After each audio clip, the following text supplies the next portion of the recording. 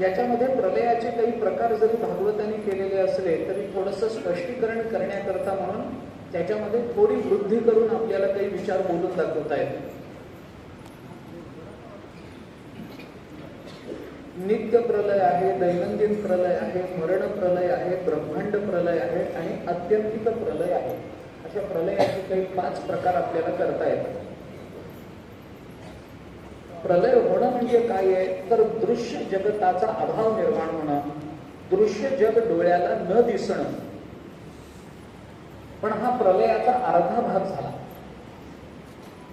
कारण मनुष्य सुषुप्ती अवस्थेमध्ये जातो तेव्हा त्याला जग दिसत नाही. त्यामुळे दैनंदिन प्रलयामध्ये आपल्याला सुषुप्तीचा विचार करता येतो. मरण, माणसाला मृत्यू प्राप्त झाल्यानंतर त्याला जगताचा काही अनुभव येत नाही. मरण हाही प्रलयच मानला म्हणून. ज्या महाभूताच्या अधिक्यामध्ये या युगातल्या या विश्वाची निर्मिती होत असते त्याच महाभूतामध्ये या जगताचा प्रलय होत असतो. कारणामध्ये कार्य लीन होऊन जातं. आता आपण ज्या जगतामध्ये राहतो आहोत, जगताच्या पाठीवर राहतो आहोत, हे सगळं जग आपबहुल मानलं गेलं. आप या महाभूताचा अधिक्य या जगतामध्ये. त्यामुळे आपण नेहमी हे शाळेमध्ये शिकलेलो आहोत की 71% पाणी आहे आणि 29% ही पृथ्वी आहे वगैरे आपण नेहमी शाळेमध्ये शिकलेलो आहोत. त्यामुळे या पृथ्वीचा जो प्रलय होईल, ज्या वेळेला ही पृथ्वी बुडून जाईल त्यावेळेला ती पाण्यामध्ये बुडून जाईल. अबहुल असल्यामुळे या पृथ्वीचा लय होईल तो पाण्यामध्ये, आपामध्ये होईल. सगळीकडे पाणी पाणी पाणी पाणी होऊन जाईल. कोणी राहणार नाही. घाबरू नका, वेळ आहे अजून त्याला. पुष्कळ वेळ जायचा आहे. कलियुगाची 4,32,000 वर्ष सांगितली आहेत भागवताने. पुष्कळ व्हायचेत अजून 5,000ही पूर्ण झाली नाही आहेत. त्यामुळे आपलं निभावत आहे, पुढच्यांचं काय होईल माहित नाही. हा जो प्रलय मानला गेला याला ब्रह्मांड प्रलय असं म्हणतात. आणि शेवटचा जो प्रलय मानला गेला ज्याला वेदांताने फार महत्व दिलं, मानवी जीवनाच्या कृतार्थतेकरता या प्रलयाचा विशेषत्वानं विचार केला गेला. त्याचं नाव आहे आत्यंतिक प्रलय. आणि आत्यंतिक प्रलय म्हणजे ब्रह्मज्ञान असतं. कारण ज्या वेळेला या जगताचं स्वरूपानं आपल्याला ज्ञान होतं, ज्या वेळेला हे जग आपल्याला परब्रह्म म्हणून अनुभवाला यायला लागतं, त्यावेळेला जगताचं जगत म्हणून कोणतंही भान आपल्याला होत नाही. त्यावेळेला जगताचं भान होत नाही म्हणून त्यालाही प्रलयच म्हटलंय. ब्रह्मज्ञानामध्ये सर्वत्र एका ब्रह्मतत्वाची अनुभूती, प्रतीती यायला लागते. तद्भिन्न दुसरं काही आहे असं जाणवत नाही. ऐसा ज्याचा अनुभव विश्वदेव सत्यत्वे असं तुकोबारांनी म्हटलंय. सर्वत्र एक परमात्मा भरून राहिलेला आहे. 7व्या अध्यायामध्ये मागच्या वर्षी आपण बोलून आलोय. हे भगवंताने हा दृष्टांत दिलाय आणि ज्ञानोबारांनी तोच दृष्टांत व्यवस्थितपणानं आपल्या समोर मांडलाय. सोनियाचे मणी केले ते सोनियाचे, सुती ओविले तैसे जगम्या धरिले सबाई अभ्यंतरी. असं सर्वत्र एक ब्रह्मदर्शन व्हायला लागतं. कारणाचं ज्ञान झाल्यानंतर कार्याचं कार्य म्हणून ज्ञान होत असेल आणि बोध होत असेल, प्रतीती येत असेल, तर आपलं झालेलं कारणाचं ज्ञान यथार्थ मानलं जात नाही. याला आत्यंतिक प्रलय असं म्हणतात. परमात्मा सर्वत्र व्यापून आहे. या जगताची उत्पत्ती आहे, या जगताचा लय आहे, या जगताला स्थिती आहे. पण जगताच्या उत्पत्ती स्थिती अथवा लयामध्ये या जगताची उत्पत्ती ज्या अर्थी होते त्या अर्थी त्या जगताचा भाग किंवा जगताचा लय होणार आहे हे निश्चित आहे. ज्या अर्थी त्याची स्थिती सांगितली जाते त्या अर्थी त्याचा लय किंवा त्याचा नाश होणार आहे हे निश्चित आहे. पण या सगळ्या उत्पत्ती नाशामध्ये एक तत्व असतं जे अविनाशी आहे, ज्याचा नाशाशी काही संबंध नाही आहे. सगळं नष्ट झाल्यानंतरही जे खाली शिल्लक राहतं ते एक तत्व असतं. भगवान म्हणतात अर्जुना त्याला ब्रह्म असं म्हणतात. अक्षरम ब्रह्म परमम. हे ब्रह्म अक्षर आहे, त्याचा नाश होत नाही.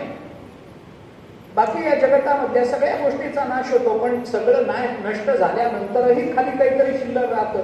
पूर्णम एव अवशिष्यते ही उपनिषदाच्या शांती मंत्रातली भाषा. पूर्णमद पूर्णमिदं पूर्णात् पूर्णमुदच्यते पूर्णस्य पूर्णमादाय पूर्णम एव अवशिष्यते. अवशिष्यते या अथर्वणामध्ये एक उच्चिष्ट सूक्त आले पहा. उच्चिष्ट सूक्त आले.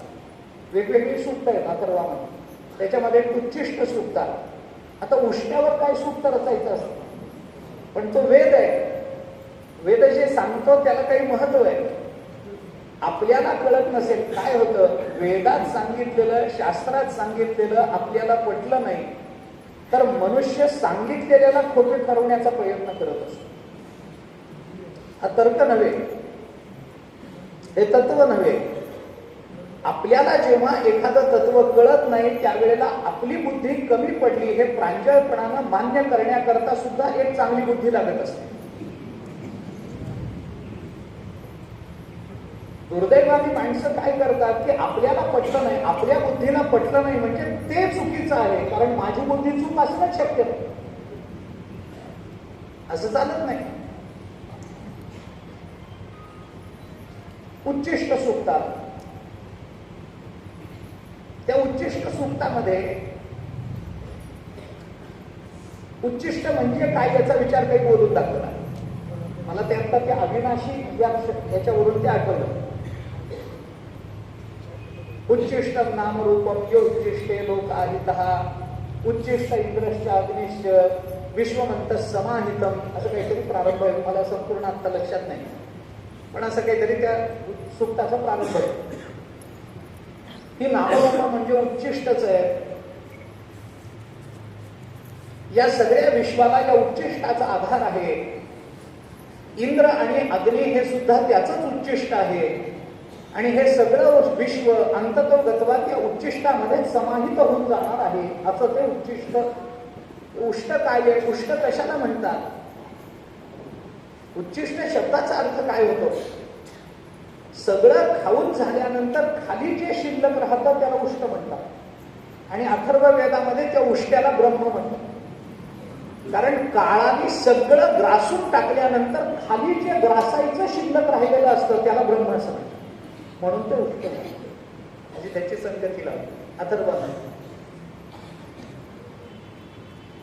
सगळं झाल्यानंतर खाली जे शिल्लक राहतं उष्ट.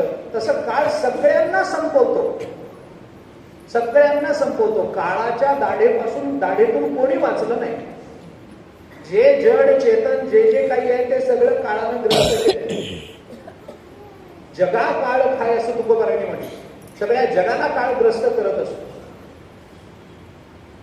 या महाभारतामध्ये एक वचन आहे, काल पचती भूतानी सर्वण्येवात मनात्मनी यस्मिंस्तु पच्यते कालः तं वेदेह न कश्चन असं म्हटलं. शांती पर्वातला विचार. सगळ्या जगाला काळ खातो. काल पचती भूतानी सर्व भूतमात्रांना काळ खातो. सर्वाणी एव आत्मनी अनात्मनी सर्वाणी एव काल पचती. आत्मा अनात्मा जड चेतन या सगळ्यांना काळ ग्रस्त करतो. पण महाभारत असं विचारतं की काळ सगळ्यांना ग्रस्त करतो, पण काळालाही जो पचवतो त्याचं चिंतन तू का करत नाहीस? यस्मिंस्तु पच्यते कालः तं वेदेह न कश्चन. त्याला जाणून घेण्याचा तो प्रयत्न का करत नाहीस? जे अविनाशी आहे ते ब्रह्म आहे. भगवंतांनी काही गोष्टी अर्जुनाला या अध्यायामध्ये सांगितल्या, काल आपण त्याचा थोडासा विस्तार करू नका. अधिभौतिक म्हणजे काय, अधिदैविक म्हणजे अधिदैव म्हणजे काय, अधिभूत म्हणजे काय, अधियज्ञ म्हणजे काय, तर या सगळ्याचा अर्थ परब्रह्म असाच होतो. अधिदैवाला जरी आपण जीव म्हणत असलो तरी जीव कोण आहे? स्वरूपतः बघितलं तर जीव ब्रह्मच आहे, पण अहंकारानं तो स्वतःला वेगळा समजतो. अहंकारादि संबंध हा यावत देहेंद्रिय सह. अध्यात्म रामायणात वालीची बायको तारा आणि रामचंद्र प्रभू या दोघांचा संवाद आहे. त्या प्रसंगामध्ये भगवंतांनी हा जीव नेमका कोण आहे असा प्रश्न तारेनं विचारला. वालीला मारलं, वाली मरून पडला. मग ती तारा आली शोक करत. तिने रामचंद्र प्रभूंना आडवं प्रश्न केला. ती म्हणाली, का म्हणून माझ्या नवऱ्याला मारलं तुम्ही? त्याने तुमची बायको पळवली का?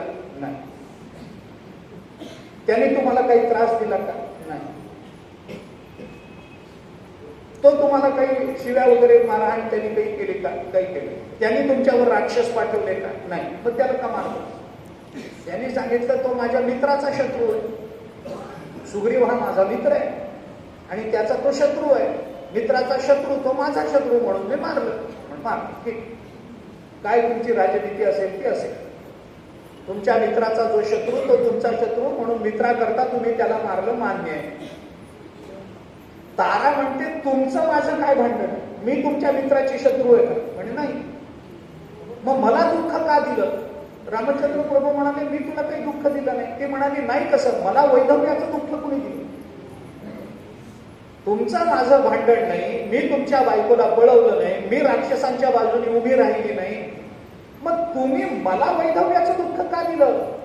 मला वैधव्य का दिलं तुम्ही? काय संबंध तुम्ही मला दुःख देण्याचा? रामचंद्र प्रभू म्हणाले, बरोबर आहे, मला तुला दुःख देण्याचा काही अधिकार नाही. मग आता काय? ते म्हणजे माझा नवरा जिवंत करून द्या.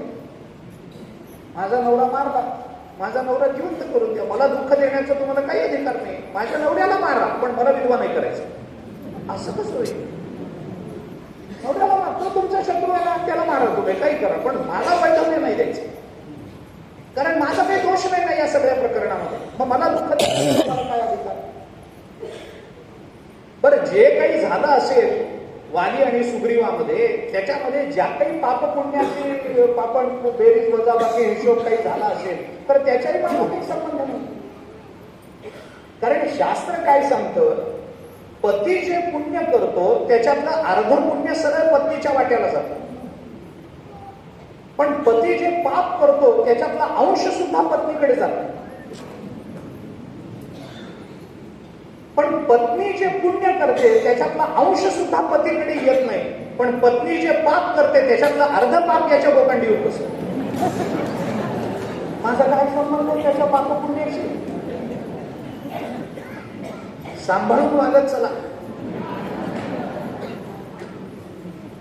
आपलं पाप तिकडं जात नाही, पण आपलं पुण्य तिकडं जातं. तिकडून पापच येतं, पुण्य येतच नाही. त्यामुळे माझ्या नवऱ्याचा पाप पुण्याचा माझा काय संबंध आहे? माझा दोष काय तुम्ही मला वैधव्य देता? नाही. मग म्हणणं काय? माझा नवरा मला जिवंत करू द्या, मला वैधव्याचं दुःख भोगायचं नाही. रामचंद्र प्रभू मनात म्हणाले, हेच करत बसतो, माझी बायको राहिली तिकडच.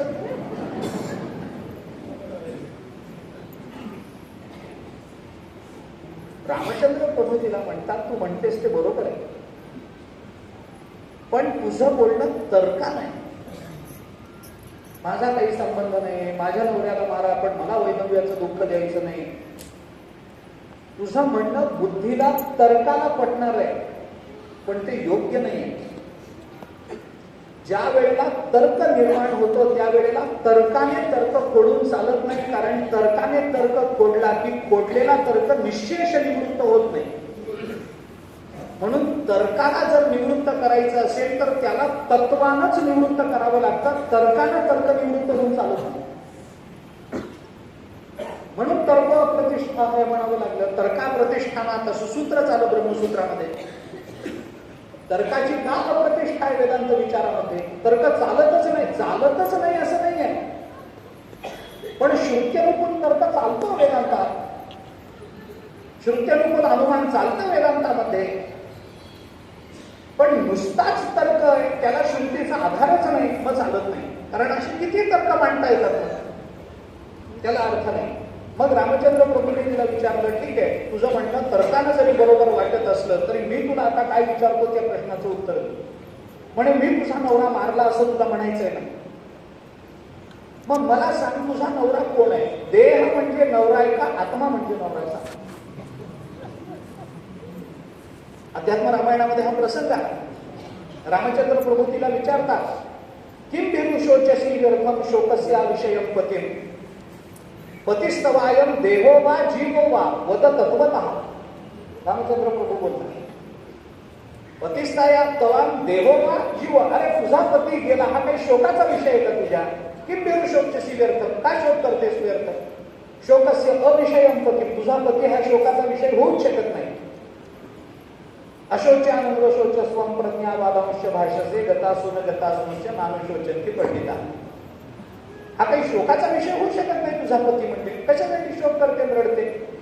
रडू नको. का? अगं तुझा पती गेला असं तू म्हणत असेल तर तुझा पती कोण आहे मला सांग. पतिष्ठवाय देहो वा जीवो. देह म्हणजे तुझा नवरा आहे का आत्मा म्हणजे तुझा नवरा आहे? वद तत्वतः. मला आता तत्वतः सांग, तर्कतः सांगूच नकोस. वद तत्वतः देहो वा जीवो वा. जर तू देहाला पती मानणार असतील, हा बघ देह इथं पडला, घेऊन जा. रडायचं काय कारण? देह तुझा तुला मिळाला की नाही नवऱ्याचा? संपला विषय. कारण देहालाच तू नवरा म्हटले, जा घेऊन देह तुझं. बरं आत्म्याला तू नवरा म्हणणार असशील तर आत्मा मरतच नाही, तुला रडायचं काय कारण?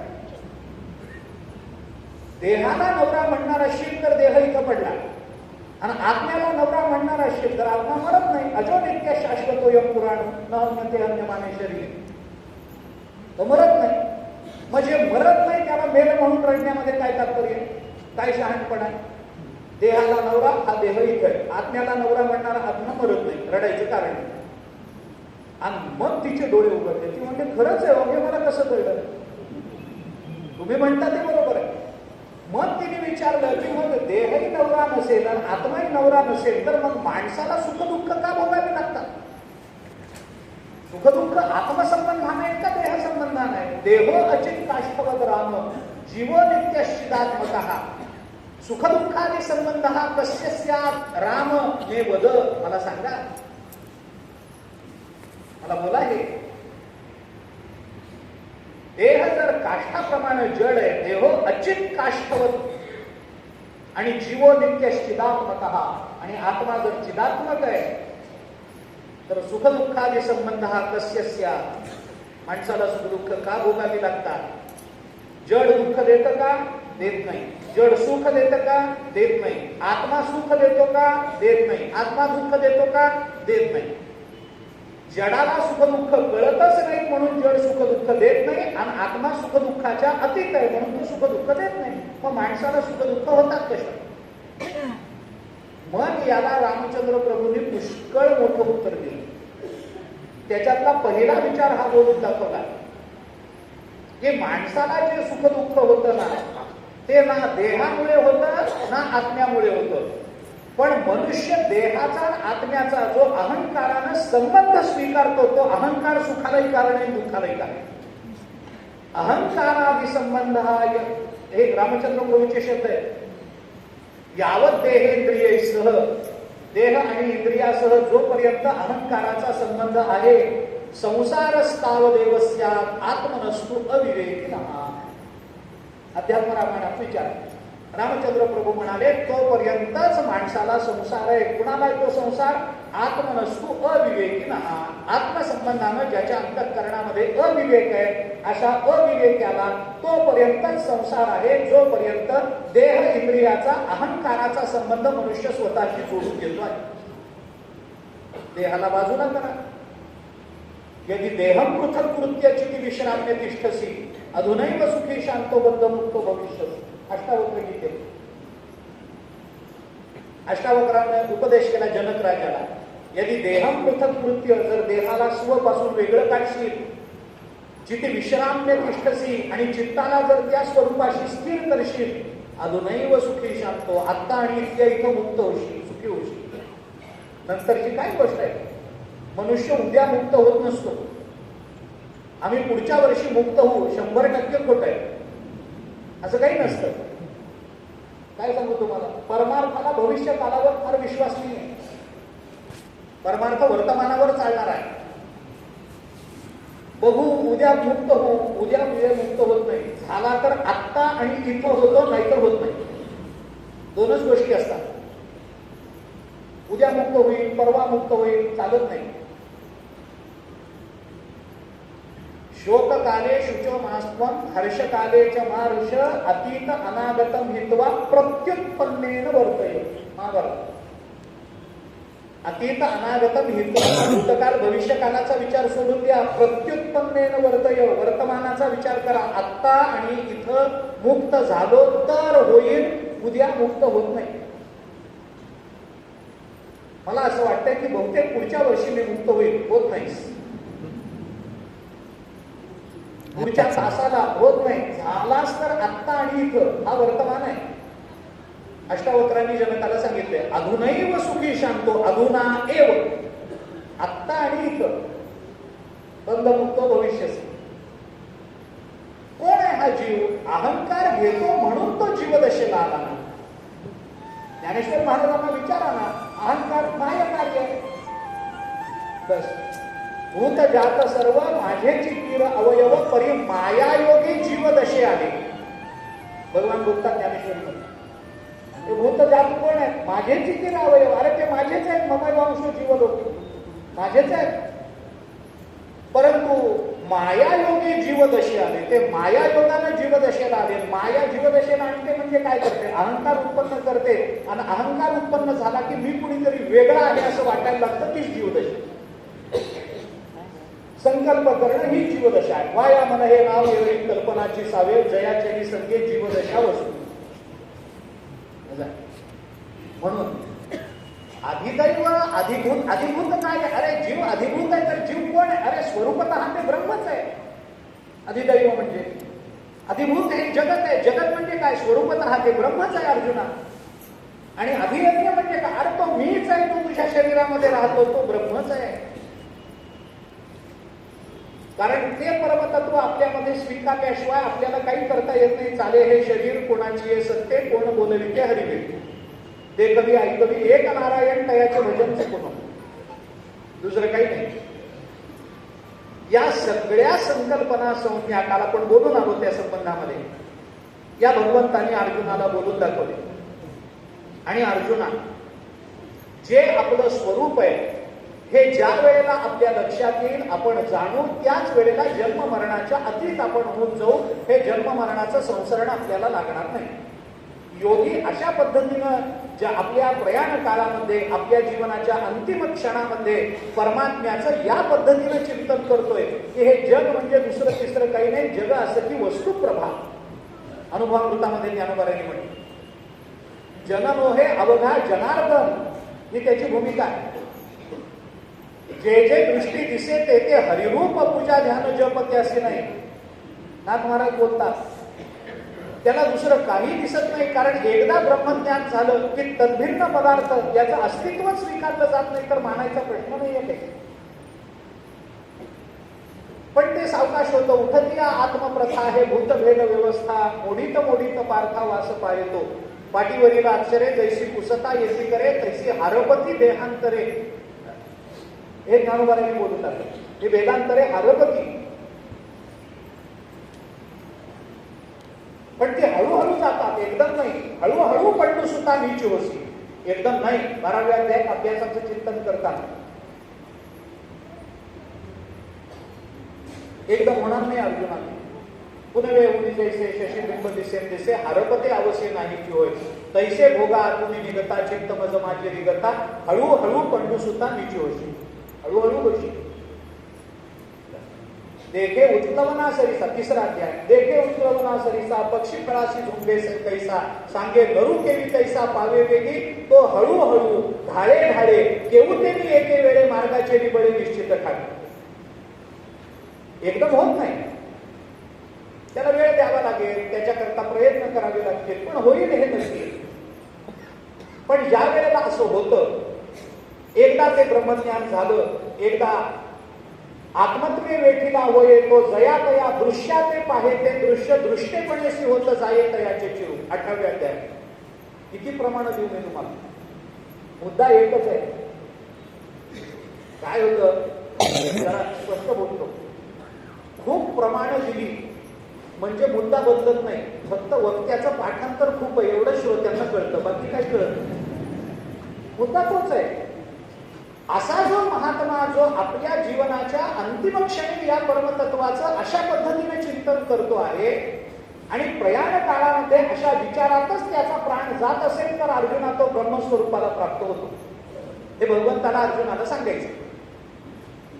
मग त्याच्याकरता चिंतन काय करावं लागेल तर जे जे आम्हाला भेदानं अनुभवाला येतं त्या भेदाच्या पलीकडे जाऊन असणारं भेदाचं अधिकरण म्हणून जे तत्व सांगितलं जातं ते तत्वच केवळ सत्य आहे असा दृढ निश्चय केल्यानंतर जेव्हा त्या तत्वाची आम्हाला प्रतीती यायला लागते, अनुभव यायला लागतो, त्यावेळेला आम्हाला त्याच चिंतनामध्ये जर आपला प्राण जात असेल तर ज्या वेळेला ज्या विचारात प्राण जाण्याच्या समयामध्ये जो विचार अंतःकरणामध्ये असतो मनुष्य त्याच विचाराला प्राप्त होत असतो.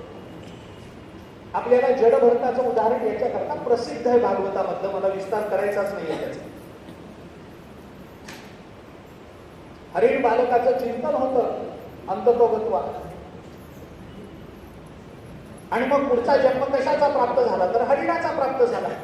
तर हे कुणाला आहे? सामान्य माणसाला चाललेलंच नाही आहे, जडभरताच चाललंय. आम्हाला तर संसाराशिवाय चिंतनच नाही. मरेपर्यंत आमच्या चिंतनाचा विषय एकच आहे, प्रपंच. बस. संसार, मी, देह, कुटुंब. अरे हे चुकीचं आहे का हो? तर चुकीचंही नाही आहे. याचं चिंतन करू नये का? केलं पाहिजे, पण प्राण जाताना करू नये. आता ते आयुष्यभर जे केलं ते येणारच ठरलं. आता मुद्दा तोच आहे जो तुमच्या मनात आहे. पण प्राण कधी जाणार आहे हे कोणाला माहिती? माहितीच नाही ना. प्राण कधी जाणार आहे कोणाला माहिती? एका कीर्तनामध्ये मी हे सांगितलं, अंतकार्याच्या मामेव स्मरण बोलतो वगैरे हाच विषय चालू होता. ते सांगितलं आयुष्याच्या शेवटच्या क्षणी राम म्हटलं तरी सुद्धा आपलं काम भागून जातं. अजामिळाचं उदाहरण झालं. नारायण शब्द मुखातून बाहेर पडला, प्राण जाता. कृष्णदूत आले, यमदूताला त्याने हात नाही लावून वगैरे कीर्तन वगैरे झालं. आम्ही बैठकीत बसतो. बैठकीमध्ये गावातली काही मंडळी आली, त्यांनी मला सांगितलं की महाराज याच्या पुढे गावात पाऊल ठेवायचं नाही. म्हटलं का हो, काही चूक झाली माझ्या बोलण्यामध्ये, काही अपसिद्धांत झाला, बोलता बोलता मी ढसाळ बोलत गेलो, कोणाला तरी काहीतरी उर्मटपणानं बोललो, काही अवघत्य झालं माझ्याकडून, काही उपमर्द झाला बाबा कुणाचा, गावातल्या प्रतिष्ठित माणसाचा, असं काही झालं. ते म्हणले तसं काही झालं नाही, पण याच्या पुढे तुम्ही गावात यायचं नाही. म्हटलं का, काय म्हणजे अडचण काय आली? कीर्तनात काही दोष आहे का? नाही. माझ्यात काही दोष आहे का? नाही. मग गावात का? ते म्हणाले की तुम्ही आम्हाला कीर्तनामध्ये सांगितलंय मरताना नामस्मरण केलं की उद्धार होतो. आता तुमच्या कीर्तनाची गरज नाही, आम्ही मरताना नामस्मरण करू आणि उद्धारून जाऊ, तुम्ही गावात येऊच नाही. मी म्हटलं असं जर होणार असेल तर माझ्या एवढा आनंदी या जगतामध्ये दुसरा कोणीच नाही. अजिबात मला येण्याची इच्छा नाही.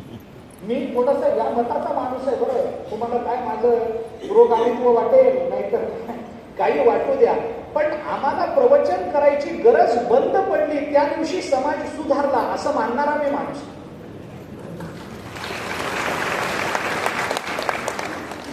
ज्ञानेश्वरी वाचल्याबरोबर कळण्याची योग्यता जर समाजाच्या ठिकाणी निर्माण झाली, त्याच्या विस्ताराकरता प्रवचनाचं आयोजनच करावं लागत नसेल तर त्या समाजासारखा चांगला समाज जगाच्या पाठीवर नाही.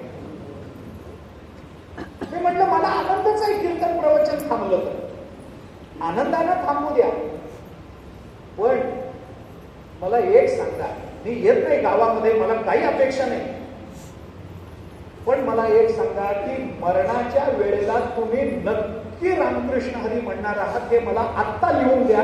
मी येतच नाही गावात. मला लिहून द्या आता की मरताना आम्ही रामकृष्ण हरी नक्की म्हणणार आहोत, तुम्ही त्याची चिंता करू नका. मला लिहून द्या बॉन्ड पेपरवर, निघून जातो, परत कोण दाखवत नाही तुम्हाला.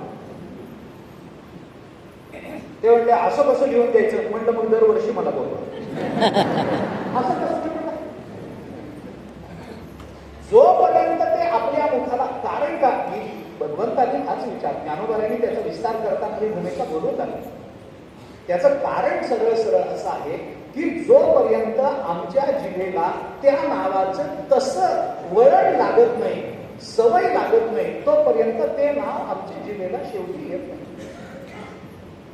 आयुष्यात कधीच नामस्मरण केलं नाही, एकदमच नाम भगवंताचं मुखाला आलं असं होत नाही, असं होत नाही.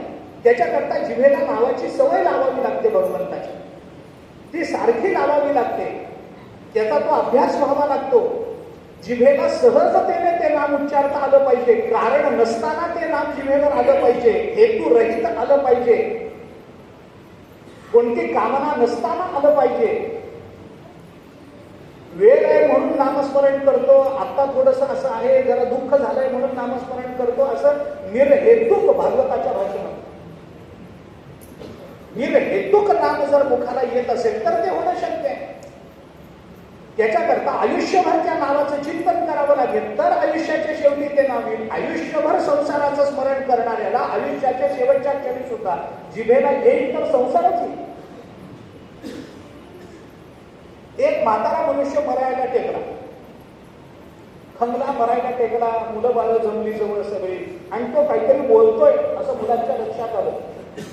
म्हणून मुलांनी त्याच्या तोंडाजवळ कान नेला, म्हणलं बाबा काय आहे का, काही सांगायचंय का तुम्हाला, अजून कुठं पुरून ठेवलेलं वगैरे काही.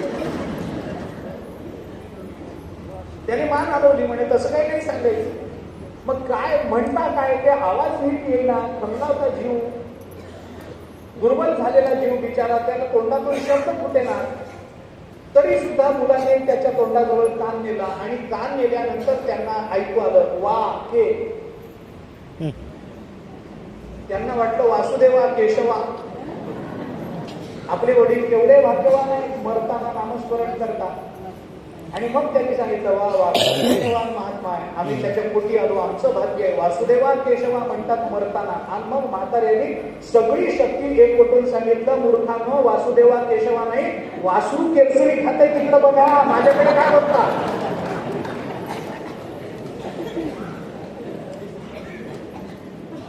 का असं होतं? संसार अगदी मरताना सुद्धा सगळी शक्ती एकवटून संसाराबद्दल बोलावं असं का वाटतं माणसाला? काय प्रतिबंध आहे? परमात्म्याचं नाव मुखाला येण्यामध्ये प्रतिबंध काय? काही नाही. आम्ही आयुष्यभर तेवढंच केलंय म्हणून. ज्ञानोबांनी ही भूमिका सांगितली. योग्याचा देह पडतो आणि पडल्यानंतर तो पुन्हा जन्माला येत नाही. मानवी जीवनाची कृतार्थता जन्म मरणाचं संसरण सोडवण्यामध्ये. उपजेते नाशे नाशिने पुनरपी दिसे, अरे हे तर माया कार्य. उपजेते नाशे ते मायावशे दिसे, एरवी तत्वता वस्तू जे असे ते अविनाशची. दुसऱ्या अध्यायात ज्ञानेश्वरीमध्ये ज्ञानोबा बोलतात,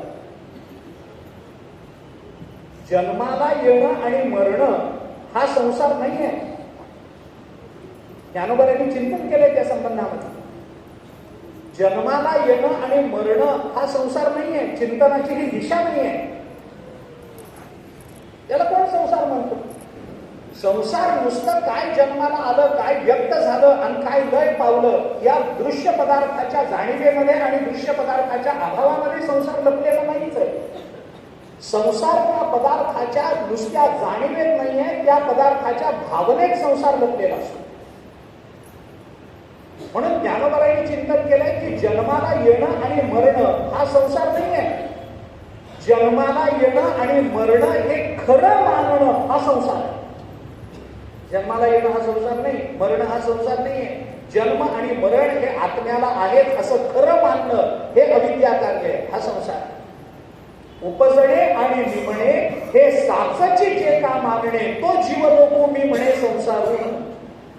ज्ञानेश्वरी पहा आपण. उपजणे आणि निमणे हा संसार नाहीये, हे साचची मानणे हा संसार. आत्म्याला जन्म नाही, आत्म्याला मरण नाही, पण आम्ही आत्म्याला जन्म मानतो. देह जन्माला आला की म्हणतो अरे देह जन्माला आला, देहाचे मोठे के उभे, चेतना तेथ उपलभे उपलभे, चळवळीचे लोभे आला म्हणती. यांना बरं बोलून दाखवतात. हा माणूस म्हणतो देह आला, देह आला, देह आला. मग देह हलायला लागला की अरे याच्यात आत्मा आला कुठून आला? आणि माणूस गेला की म्हणतो आत्मा गेला. आणि कुठे गेला? आत्मा येत नाही, आत्मा जात नाही. प्राणाचं चलन वलन मान्य आहे. आत्म्याचं चलन वलन होण्या, कुठल्याही गोष्टीचं चलन वलन होण्याकरता ती वस्तू परिच्छिन्न लागत असते. परिच्छिन्नतेशिवाय हालचाल शक्य नसते. परिच्छिन्नतेशिवाय कृती शक्य नसते. आत्मा व्यापक आहे, एक आहे. त्याला कुठलं चलन वलन आलं? तो इथून गेला आणि तिथं जाऊन पोहोचला, यांचा आत्मा गेला, असं होत नाही. 15व्या अध्यायामध्ये उत्क्रामंतम स्थितम वापी विज्ञानम या श्लोकाच्या खालचं ज्ञानेश्वर महाराजांचं व्याख्यान करून घ्या. मला आता ते सगळं सांगत बसायला वेळ नाही.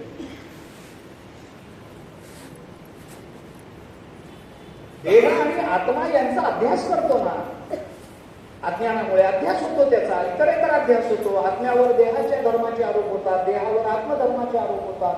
अध्यास भाषेच्या सुरुवातीलाच आचार्यांनी हे सगळं बोलून दाखवलंय आपल्याला.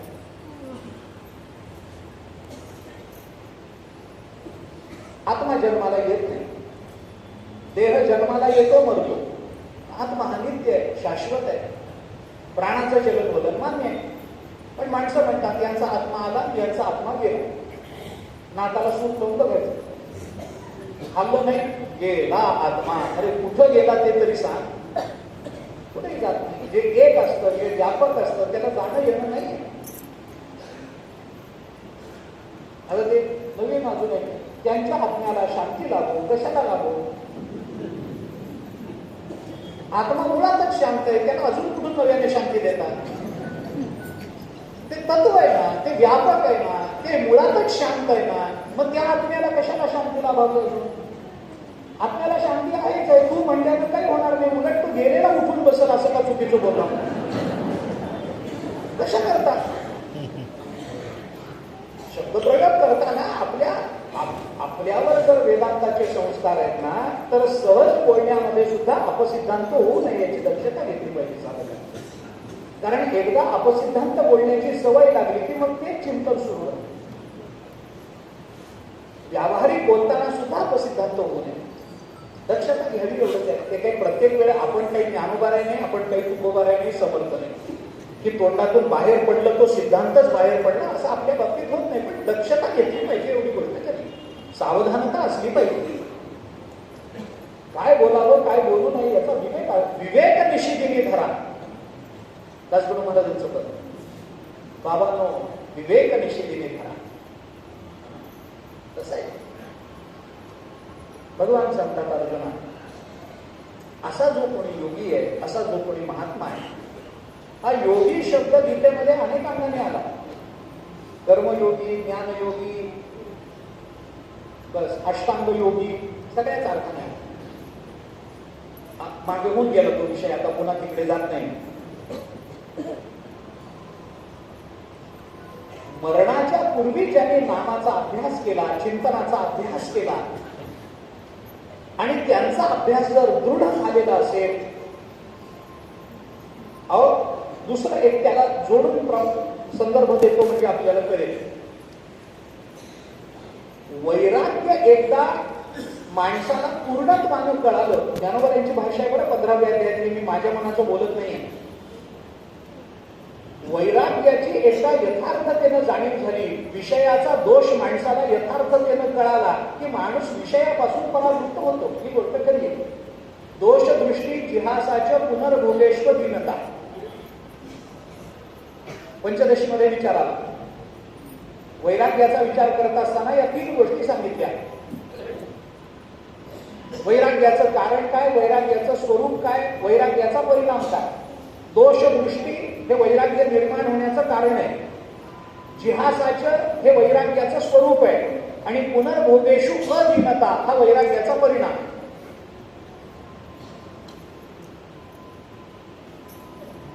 आता या 3 गोष्टी आपल्याला सांगितल्या. हे वैराग्य एकदा विषयाचं दोष दर्शन झालं म्हटलं की मनुष्य त्या विषयाकडे प्रवृत्त होत नाही. मग तो विषय कितीही चांगला आकार घेऊन आला समोर, कितीही आकर्षक रूपाने तो विषय आमच्या समोर आला, तरी मग ज्याला त्या विषयाची जाणीव झालेली आहे तो विषय किती आकर्षक झाला तरी तो त्या विषयाकडे प्रवृत्त होत नाही. याला ज्ञानोबारांनी काय म्हटलंय? वैराग्य दवडिता पाठी लागेल. ज्ञानोबा याला काय संकल्पना वापरतात?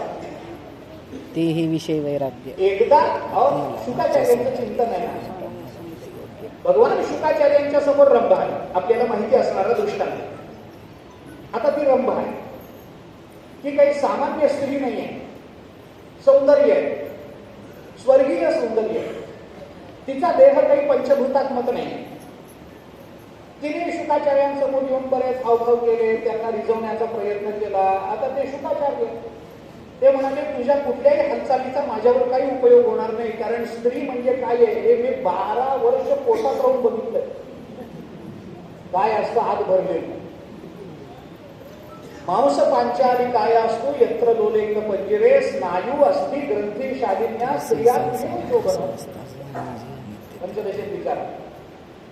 काय त्याच्यामध्ये काय किती हावभाव करून केलेस तरी आतून ते शरीर कसं मांसमळाने भरलेलं आहे, मूत्रानं भरलेलं आहे. मी बघितलंय, 12 वर्ष पोटात राहिलं.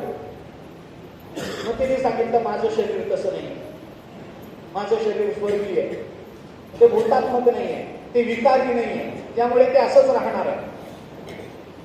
बघा माझ्या पोटामध्ये, तिने पोटामध्ये पोट फाडलं तर त्याच्यामधून सुगंधी द्रव्य बाहेर. म्हणे बघा माझं शरीर असं आहे, या शरीराचा भोग घ्या. अनागताना भोगाना अवांछनम तत्कृत्रिमम आगतानांच्या संभोगमिती पंडित लक्षण. विदुर्नीतीत आले सुरुवातीला. बघा या शरीराचा भोग घ्या. त्याने सांगितलं, बा तुझ्या पोटामध्ये मांस मळ मूत्र नाहीये, हाडं नाहीये, तामूक नाहीये, मळ नाहीये, हे सगळं तू सांगितलं मान्य आहे. पोट फाडून दाखवलं, मला सुगंधानं भरलेलं आहे. पण मी खरं सांगू का, हे जर मला आधी कळलं असतं तर मी तुझ्याच पोटात 12 वर्ष राहिलो असतो एवढ्या सुगंधामध्ये. तिकडं कशाला गेलो असतो? विषयाचं दोषदर्शन झालं की विषय कितीही अनुकूल आणि आकर्षक रूपानं समोर आला तरी दोषदर्शन जर दृढ असेल, यथार्थ असेल, तर तो मनुष्य विषयाला बोलतच नाही. कशा करता मी आपल्याला हे सांगितलं? ज्ञानोबारांनी चिंतन केलं. मला वैराग्य सांगायचं नाहीये, मी आपल्याला हे एक उदाहरण म्हणून ज्ञानेश्वरीचं आपल्याला दिलंय. मला बोलायचंय ते पुढे. मग वैराग्य एकदा निश्चित कळालं, वितरागिते सारिका जो जोडोने फेकला सखा तो अगवियाची भूमिका सवेची चाले, असं होऊन जातं. ते वैराग्य मग कायम आपल्याजवळ राहतं. विषय रांदिली रस सोये, जै जेवणारा काव्य होय, तैतो ताटच सांडोनी जायचं यापरी, तैशी संसारा या समजता जाणीचे जै अनित्यता, तरी वैराग्य दवडिता पाठीला. 15वा अध्याय ज्ञानेश्वरी पहा आपण. तरी वैराग्य दवडिता, वैराग्याला नको म्हटलं तर वैराग्य आमच्या मागे आहे. कशामुळे झालंय? विषयाचं दोषदर्शन यथार्थतेनं दृढतेनं व्हावं लागतं. तसं नामाचं चिंतन आमच्या अंतःकरणामध्ये यथार्थतेनं दृढतेनं भगवत चिंतन जर आमच्या अंतःकरणामध्ये रुजलं आणि त्याचा जर अभ्यास झाला तर त्या अभ्यासाचा परिणाम म्हणून आमचा प्राण जाताना तोच अभ्यास कामाला येतो. मग तो अभ्यास नको म्हटलं तरी आमच्या समोर येऊन उभा, नको म्हटलं तरी. ती अभ्यासाची वेळ आहे का नाही काही घेणं देणं नाही, काही घेणं देणं नाही. तो कुठल्या अवस्थेत आहे, चांगल्या अवस्थेत आहे का वाईट अवस्थेत आहे, काही घेणं देणं नाही. तुकाराम महाराज झोपले तरी त्यांच्या मुखातून नामस्मरण चालू होतं. ते काही जागे नव्हते. जागृती स्वप्नी पांडुरंग, सुषुप्तीतही पांडुरंग. गाढ झोपले पण तरी सुद्धा विठ्ठल विठ्ठल विठ्ठल विठ्ठल तोंडातून चालूच आहे. कारण का? दिनरजनी हाची धंदा गोविंदाचे पवाडे. कारण हा अभ्यास केला.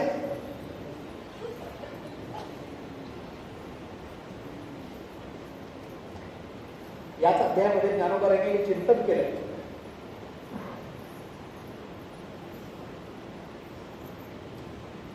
पुढे येणारच आहे आपल्याला. एक नाही तर मला फार विस्ताराने ते बोलायचंच नाही. पण एकदा तो तसा अभ्यास झाला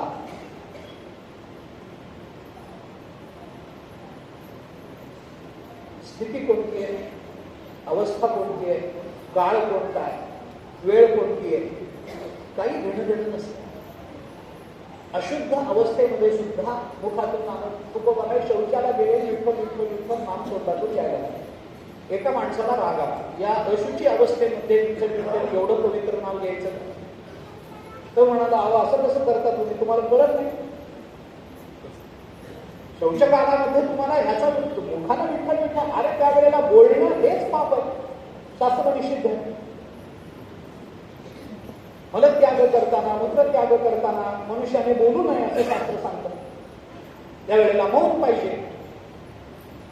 आता ते जाऊ द्या, काय शास्त्र आहे ते. शेवटी पाय धुवावे लागतात, नीट चुळा भराव्या लागतात. त्या किती भरायच्या, कोणत्या कुणी भरायच्या, त्याच्यात ब्रह्मचार्याने किती, गृहस्थाश्रमाने किती, संन्यासाने किती, वानप्रस्थाने किती, त्याचे नियम आहेत ना.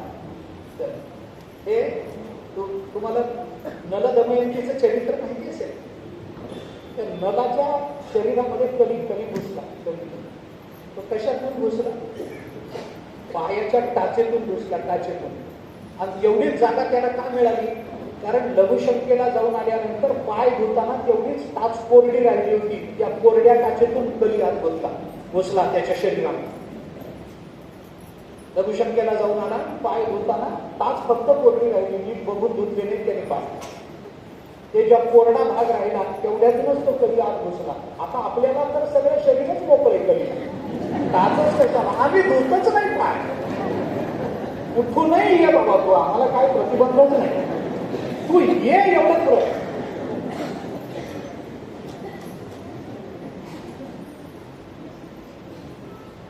तुकाराम महाराज समजायला गेले, विठ्ठल विठ्ठल विठ्ठल विठ्ठल. तो माणसं राहतात आणि अशुची अवस्थेमध्ये भगवान नाम, पवित्र मंगल मंगल असणारं नाम घेत.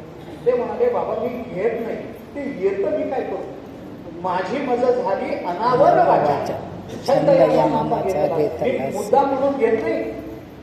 म्हणलं असं कसं होईल, असं कसं होईल? निदान झोपल्यावर तरी ते, झोपल्यावर काय होतं मला माहिती आहे.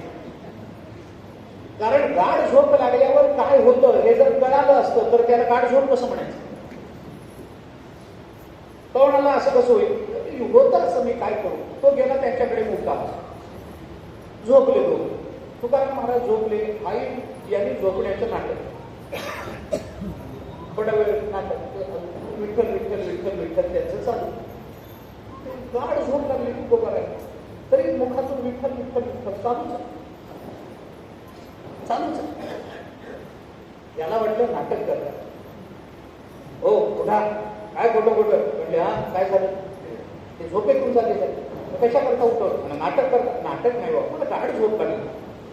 तो अजून थोडा वेळ जागा राहिला. आता पहाटे 2